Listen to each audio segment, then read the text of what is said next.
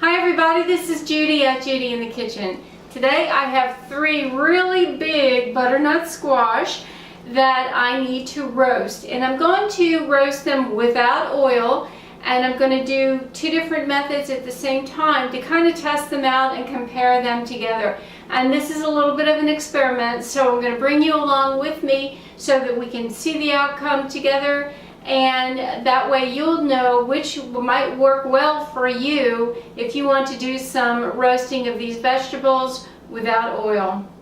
Alright, you can see these things really are big. I'm going to show you how I'm going to cut just one of them, but I'm going to cut all 3, but not bring you along on cutting all 3. But the first thing we want to do is cut this end off. Well, it wasn't as bad as I thought it would be. And to make it easier for me, we can just simply cut it right across this way.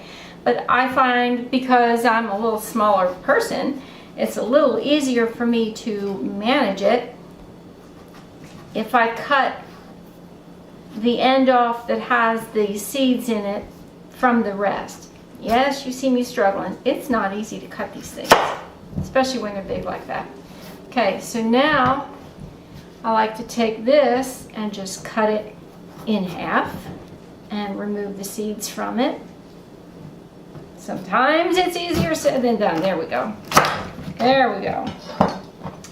Now, I'll just take a spoon and scrape the seeds out of them. I do not need these seeds. You can roast them whole and make it a lot easier so that when you have them completely baked or roasted, they're a whole lot easier to cut, the seeds removed very easily.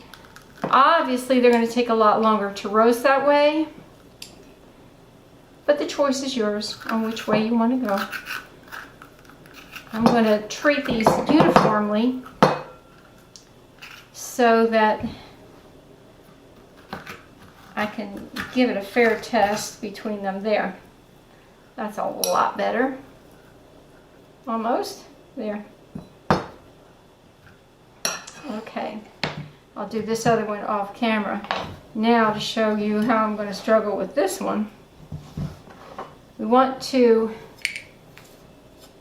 cut it lengthwise through the middle like this. Okay, again, this is a big thick one. Cutting this is a lot easier said than done, but I will make my way through this.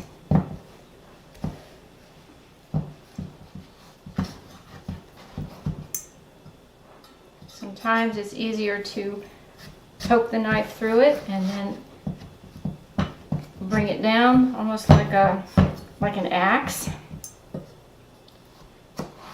There. Alright, that is lovely. I will cut up the rest and then show you where I'm going from there. Well, as you can see, my 3rd squash did not fit in my 2 pans. I wanted to use the 2 pans side by side on the middle rack in the oven, and there was not room for that 3rd anywhere, so it is not being used for now. Now this one is cut up, seeds removed, and I've got it on parchment paper. This is just going to be left totally dry and baked in there that way on the parchment. This one does not have parchment. I'm going to pour 1/2 cup of water in here just to allow for some moisture, so this might actually steam a little bit. 1/2 cup of water, and I'm going to cover this with aluminum foil. The pan has not been greased in any way. It's just dry. And I feel like if I sprayed it with cooking spray, well, that's an oil of some sort, whatever is in there. So I'm not going to do that. It's just got the 1/2 cup of water in there and sealed up with some aluminum foil. This one is not going to have foil on it. And we're going to try this out. My oven is preheated at 375, And when they are fork tender, I will take them out. One may cook faster than the other. We'll see. I will let you know. All right, I have some very interesting results. I wanted to show you the baking pans first. This is the one that we added water to and foil on top. And there is a little bit of water left, if you can see it. A little bit of water left. I'm gonna guess that's roughly about 1/3 of a cup of water. I think it's more than 1/4 of a cup, about 1/3 of a cup of water.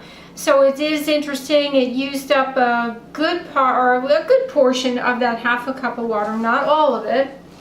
So I'm going to set that aside. This one really interested me.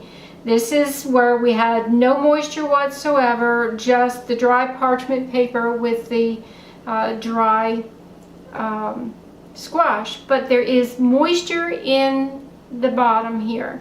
There is some moisture that was released by the squash as it cooked. So that leaves me to wonder if I really needed the parchment paper. The parchment paper was there to help to keep it from sticking to the bottom of the pan.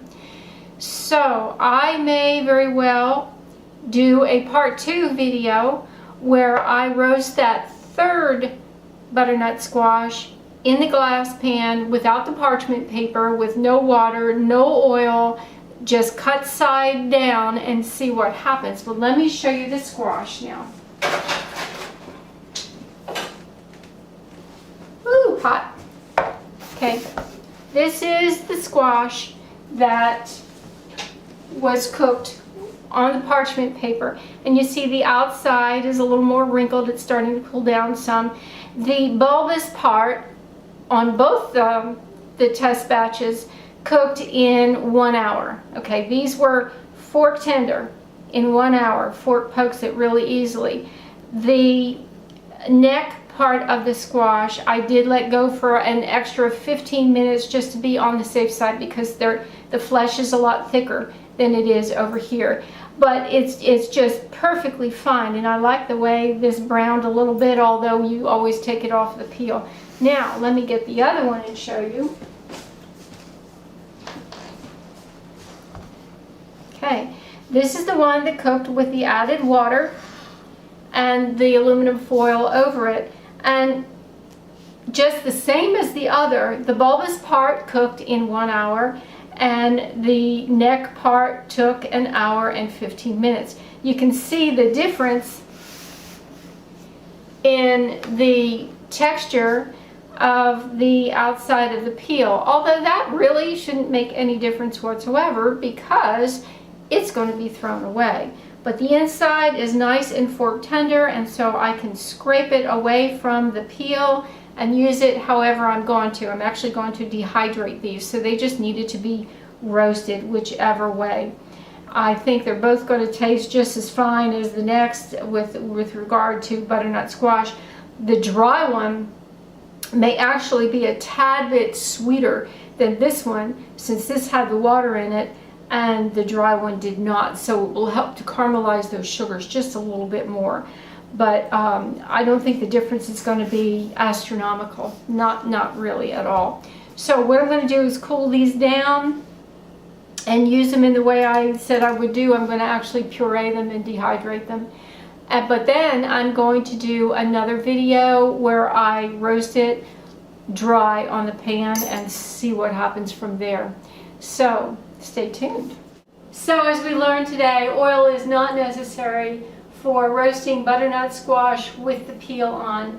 Again, I'm going to do a part 2 and roast that 3rd one, and we'll see how that goes. But I hope this helps you out in some way. This is Judy at Judi in the Kitchen. Have a great day.